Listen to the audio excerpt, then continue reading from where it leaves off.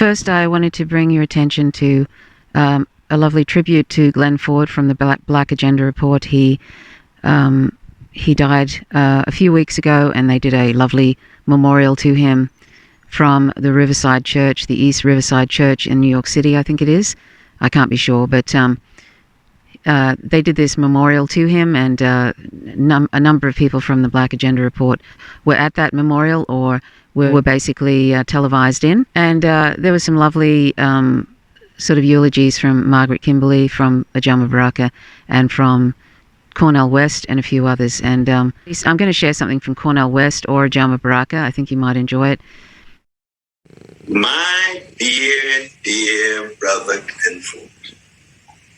Nobody like him, loved him so dearly, respected him so deeply. He, to me, was a giant, a revolutionary intellectual in the world of journalism, with a literary style, with a jazz-like use of words that could take you from the analysis informed by the vision, always leading toward more courageous praxis. But at the center of it was the love of the people. Oh, how he loved oppressed people, and especially poor Black people and working Black people. Those are great Frantz Fanon called the wretched of the earth. Those are the ones that my brother Glenn Ford had a special love and solidarity with, so that his love of the life of the mind, his soulfulness, because the music meant so much. We talk so much about James Brown, Aretha Franklin, Teddy Badge, and Teddy Pendergrass, and the others. He loved it. We would sing, I'm a little out of tune, he's in tune. We kick it at Lamont, right there on the Upper West Side. He'd go out and smoke his cigarettes. I come back right there. We stay hours and hours doing what? Enriching each other, empowering each other. He had a critique of imperialism and empire wherever it was. He had a critique of predatory capitalism wherever it was. He had a critique of white supremacy, but always connecting it with other structures of domination, be it patriarchy or homophobia or whatever. But he still had that rich Jim Crow Georgia sensibility from his father, and the Jim Crow Jr. Jersey City sensibility of his blessed mother. And he was a beautiful synthesis of it, and yet still singular, still unique, still brother Glenn. Oh, we miss him so. Put a smile on Ida B. Wells's face from the grave. He put a smile on T. Thomas Fortune's face from the grave. Put a smile on I.F. Stone's face from the grave, as what it means to be a revolutionary intellectual in the world of journalism, and tell the truth and seek justice and love the people. So yes, brother Glenn, your life, your afterlife will forever be a part of my life. And if we can pass it on, so when we say power to the people, we mean love the people enough to tell them the truth, to organize and mobilize in the face of all of these lies, in the face of all of this barbarism. Thank God for his calling. Thank God for Black Agenda Report. Yes, we talking about Sister Margaret, Brother Danny. We talking about Brother Bruce, who's gone. We talking about Ajuma Baraka. We talking about all of those folk, Nellie and the others, who helped sustain his community, but he, in so many ways, being a fundamental part, if not at the center of it, but he always decentered himself. He was humble, and his humility was real.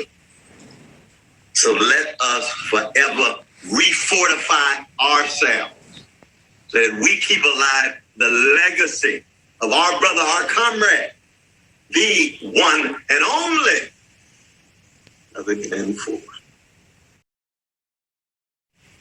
All power to the people. That was the refrain that we heard from Glenn to start all of his presentations. For me, that opening didn't just reflect the continuity of his politics and his using his slogan long after so many have forgotten that this was indeed our call to action. But for Glenn, this call was more than just a call to action. It was an ethical stance. It reflected a commitment to a way of life, a life of service and resistance. You see, Glenn embodied that commitment. He lived it and would react with bemusement when somebody would raise the question regarding how he was living. Like when I commented to him that when he did his interviews from his apartment, the sparse and barren background of his blank wall with just his face in the foreground made it look like he was in prison. And he responded, "I am, and so are you. And I'm assuming that you know that." That was Glenn.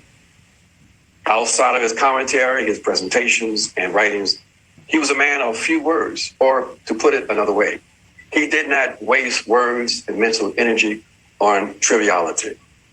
Precise, penetrating, and usually accurate was his language, reflecting one of the clearest minds that I've ever encountered.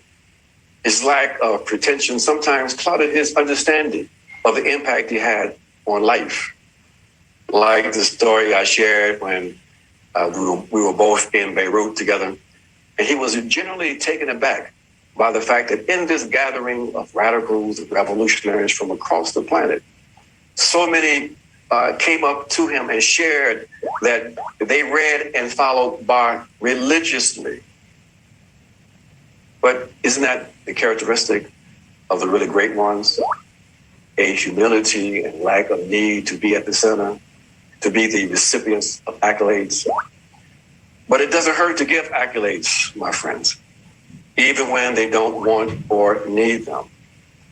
That's what I learned from my grandmother and why I've always reminded Glenn of who he was and his impact on our movement.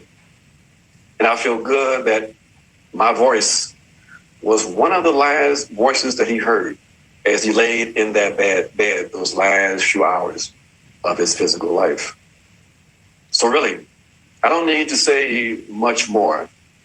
He knows where I stand and knows that in his name and all that came before him and after, that I and most of us on this tribute will continue to fight to make sure that we all have power to the people.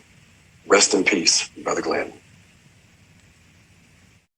I also wanted to share with you something that you've probably already seen, but it's worthwhile showing again for history's sake, because it'll be something that will be remembered, certainly by me anyways. Mike Preisner, Mike Preisner calling out war criminal George W. Bush about his Iraq war, about the lies that he told to get everybody involved in that, and about the millions of people that he helped kill and got others to kill for him, and all the people in the military that were killed or suicided over this war, and the ongoing.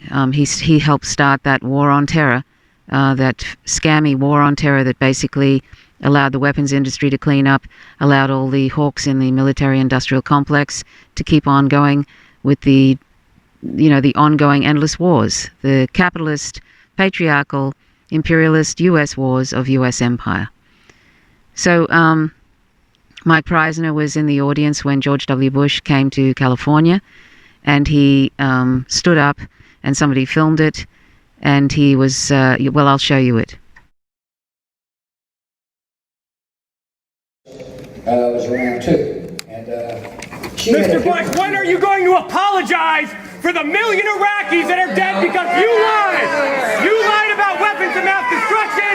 You lied about connections to 9/11. You lied about Iraq being a threat. You sent me to Iraq. You sent me to Iraq in 2003. My friends are dead. Joshua Castile. You killed people. You lied. You lied about WMDs. A million Iraqis are dead because you lied.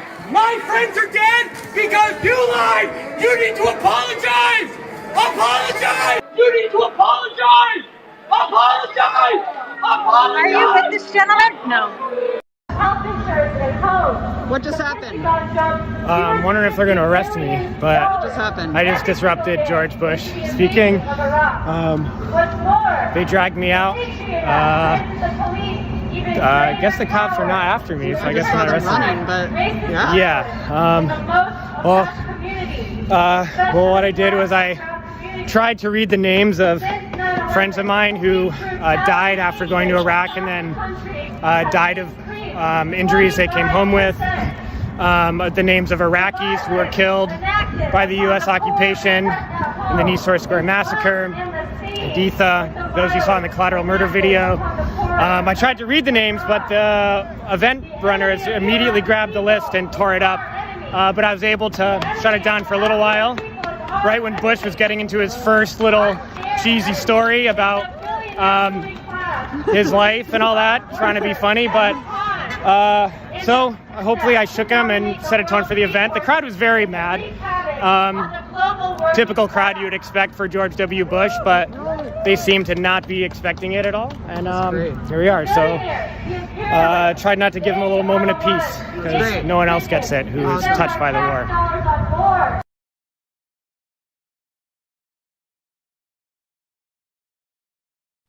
So anyway, that was great to see, and Mike Preisner has given a number of stirring speeches that you can find on YouTube.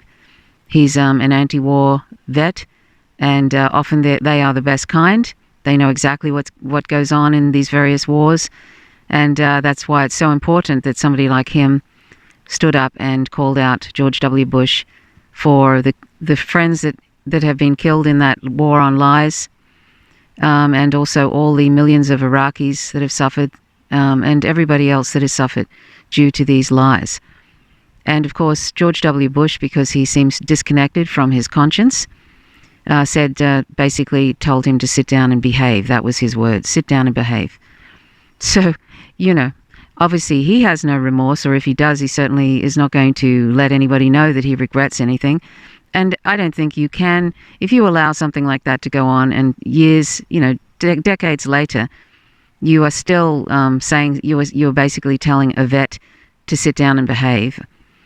Well, I don't know, there's no hope. And of course the corporate media have been rehabilitating George W. Bush, including Ellen DeGeneres, who called George W. Bush her good friend. This is what the media does. They don't care. The only person that hasn't put their hand up to clap for George Bush, I think, is Rosie O'Donnell, but maybe she has and I missed it. But everybody, Rosie O'Donnell only cares about war when it's not her party in office. She only cares about it when it's a Republican. That's the kind of Democratic Party ideologues that, prop up and give money to that warmongering, capitalist, imperialist party. People who only care about things when it's convenient. So anyway, so good on Mike Preisner, a wonderful journalist, a wonderful human being who does tremendous work. He and Abby Martin, his partner, do tremendous work against imperialism, and they just tirelessly work for that. And these are the kinds of people that we need to be incredibly grateful for and support. People like Glenn Ford, people at the Black Agenda Report.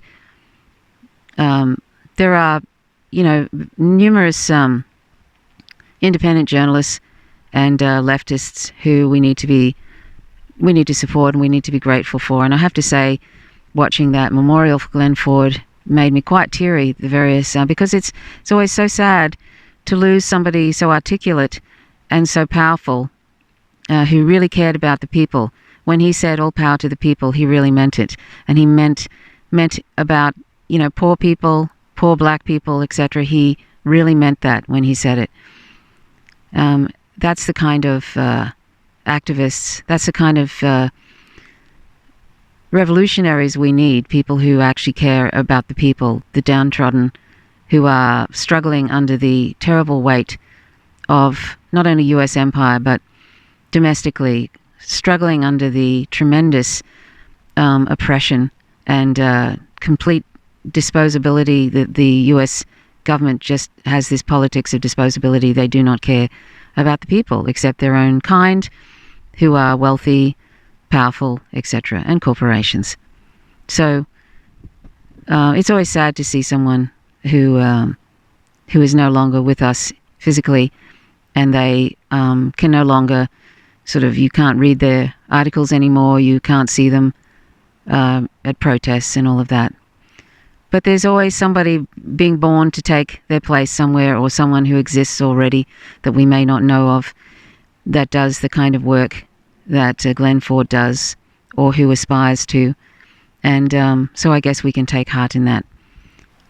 I wanted to just show you a few of those photos, if you haven't already seen them, of the Haitians who are being whipped. And there are people on Twitter who, these Democratic Party ideologues basically saying, oh, they're not whips that the Haitians are being whipped with, they're reins and rope and such, as if that makes any difference, that it's not a whip, therefore it's not bad. I mean, you could say these photos are taken, 200 or 300 years ago. It's just like slave patrols, who then became the KKK, who then became the militarized police, or ICE. So anybody who's basically on line saying, oh, that's not they're not whips that are being used on the Haitian, they're no friend of the left, really. They're no friend of black people in particular. And by the way, apparently, I think this could be only in California, but police, or maybe this is more widespread than that, police can sort of get you to to reveal your social media accounts, and then they can look at those accounts and see what kind of activities you've done on those accounts. An internal police chief memo shows employees were directed to use field interview cards, which would then be reviewed. The Los Angeles Police Department, LAPD, has directed its officers to collect the social media information of every civilian they interview, including individuals who are not arrested or accused of a crime, according to records shared with The Guardian. Copies of the field interview cards that police complete when they question civilians reveals that LAPD officers are instructed to record a civilian's Facebook, Instagram, Twitter, and other social media accounts along basic biographical information. An internal memo further shows that the police chief, Michael Moore, told employees that it was critical to collect the data for use in, quote, investigations, arrests, and prosecutions, end quote, and warned that supervisors would review cards to ensure they were complete. The documents which were obtained by the not-for-profit organization, the Brennan Center for Justice, have raised concerns about civil liberties and the potential for mass surveillance of civilians without justification. Quote, there are real dangers about police having all of this social media identifying information at their fingertips, end quote, said Rachel Everson Waldman, a deputy director of the Brennan Center, noting that the information was probably stored in a database that could be used for a wide range of purposes. And I'm thinking, because Joe Biden has been talking about making anti-capitalist sort of ideology in the United States pretty much illegal, calling them domestic violent extremists. That would include me if anti-capitalism is considered domestic violence extremism, even though I don't live in that country. I could see them using this against, any social media posts, etc., using that against people, leftists, independent leftists, journalists, etc., using it against them, so, to lock them up when fascism comes to town. The Brennan Center conducted a review of 40 other police agencies in the U.S. and was unable to find another department that required social media collection on interview cards, though many have not publicly disclosed copies of the cards. The organization also obtained records about the LAPD's social media surveillance technologies, which have raised questions about the monitoring of activist groups, including Black Lives Matter. So this is all done under the Biden administration too, and that's interesting. And in California, where it's a blue state, another measure to surveil and oppress basically the left of all the different groups, the real left, not the pretend left. That's the kind of, police state that is becoming more and more, into surveillance, more and more into, censorship and oppression. And so somebody suggested, basically, if you think the police are going to take your phone and look at your social media or insist they look at it, just throw it in the boot of the vehicle And basically then I think they need a search warrant. I don't know if that would work out, though, if they pull you up and you're basically in the driver's seat. And of course, if you're black, that's probably any movement and they'll kill you. So, but anyway, that was one suggestion. But this is the sort of thing that's going on now, where social media is being used as it was always probably intended to be, weaponized against the public, basically. So you put down all your activities, your beliefs and all of that, photos, the whole bit, and then it's used against you at some point. And that I think was always the case, to be part of the surveillance of the public. And of course, Facebook is more than happy to do that. So basically, nothing that you post online these days, including in these encrypted sites, if you're going to post something publicly, you may as well, or even when you think it's encrypted, you may as well assume that it will always be eventually read by people you never intended it to be read by, because nothing really is safe anymore online. That's why I just, if I put something out there, I expect that it will be read. I'm okay with it because I know that because I expect that it will be made public, or somebody will get to read it. And I'm going to do a little bit about China and what I saw today on 60 Minutes Australia. Now, I'll probably do more of an in-depth thing on that soon, but I've never really watched 60 Minutes Australia. It's just Channel 9. I think it's Murdoch-owned, Rupert Murdoch. And they did this thing, something about, is there going to be a war on China? And, in the first few minutes, they had somebody from the Australian Strategic Policy Institute on there. The Australian Strategic Policy Institute is weapons funded, and it's basically a think tank, in quotes. Really, it just represents US foreign policy towards various countries, and so it's been rapidly promoting a war on China. And so they did that in this 60 Minutes Australia presentation. So I would say almost with certainty the US will come to Taiwan's defense. John Lee is right. If the US doesn't react, then it loses all strategic credibility in the region, and the broader risk of the US losing strategic credibility in the region would be horrendous. For Australia, we would be on our own. Primary schools. It's as if it's a population being readied for trouble.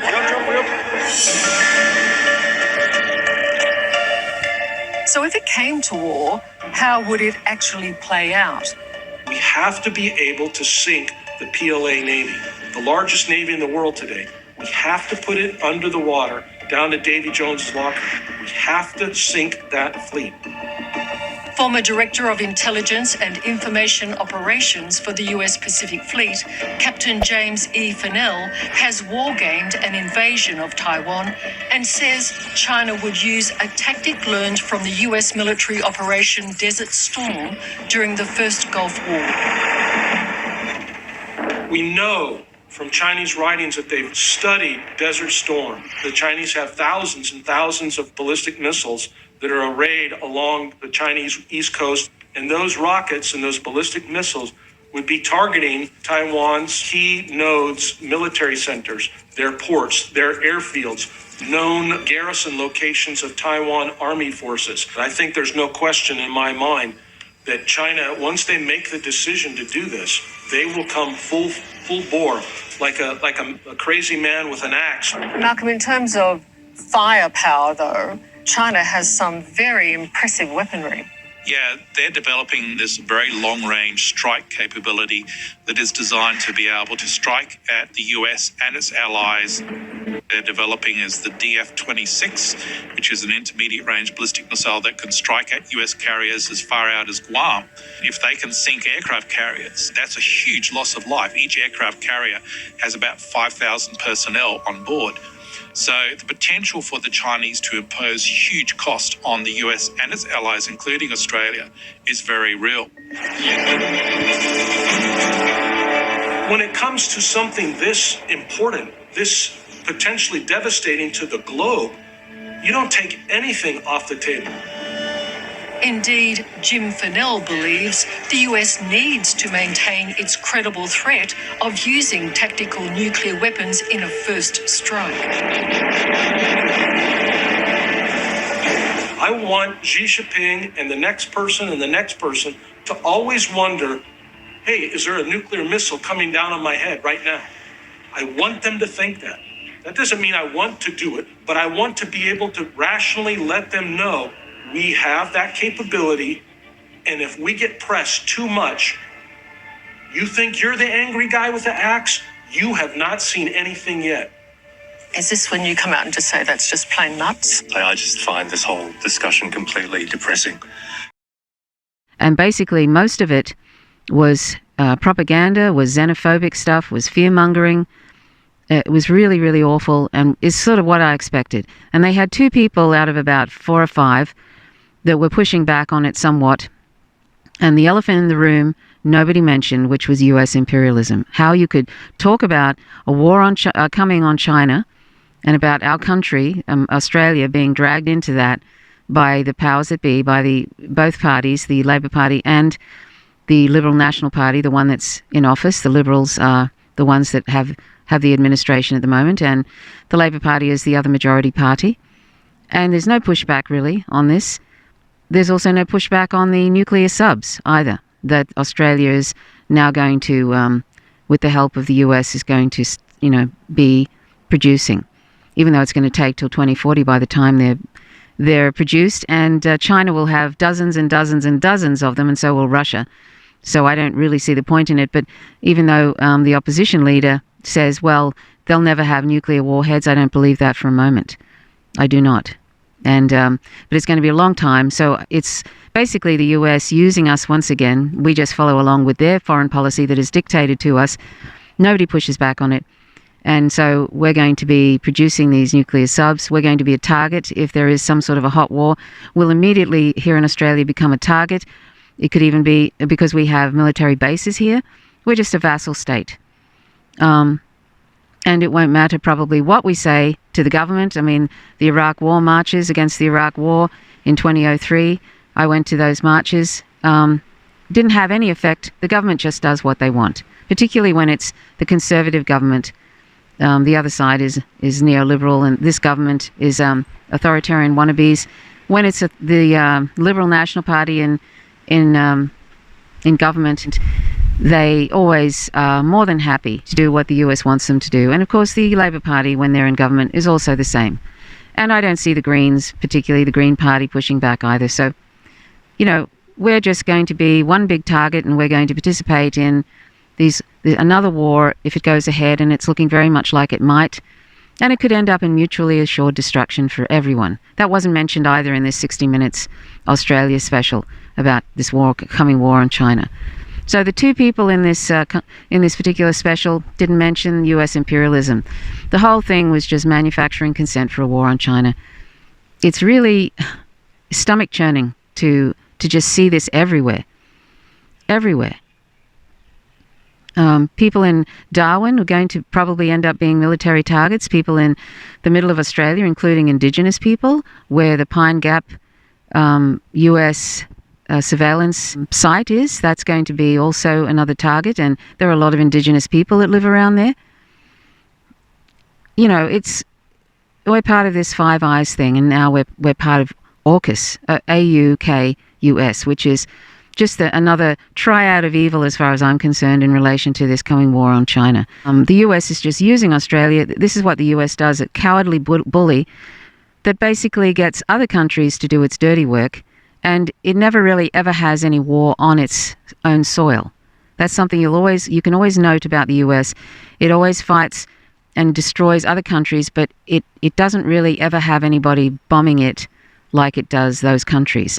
And we will be the ones that, China may end up, probably could and probably would send missiles to maybe Washington or whatever, or other cities. But when that happens, when there's this interchange, if it ever gets to that point, like a hot war, nuclear missiles are going to happen, and then it'll be mutually assured destruction for everybody. So it's in everybody's interest to push back against this coming war on China, just for the fact of, even if you don't care about U.S. imperialism and you don't care about China, think about your own interests. But I would hope that everybody would be totally against waging war on anybody for any reason. And in this case, this is just about China being a great economic power that's going to surpass the U.S., and it's all about capitalism. That's why capitalism has to end. the US cannot abide by some other country like China, particularly China, overtaking them economically, meaning that they are become the greatest economic power on the planet. They can't abide by it, and they won't let it happen. And if that means bombing the bejesus out of China, they will do that. But they will use other countries to do that so that we can be the targets while they sit back and watch the carnage. And also, but if they decide to do that in the South China Sea, and if they do that using Taiwan as an excuse, they couldn't care less about the Taiwanese, but that will be the excuse to carry out this war, they will find the carnage that will happen to their own US servicemen. And I don't think obviously the government, the people in power, do not care about US servicemen. They've never cared about them. They're just little pawns in their monopoly game.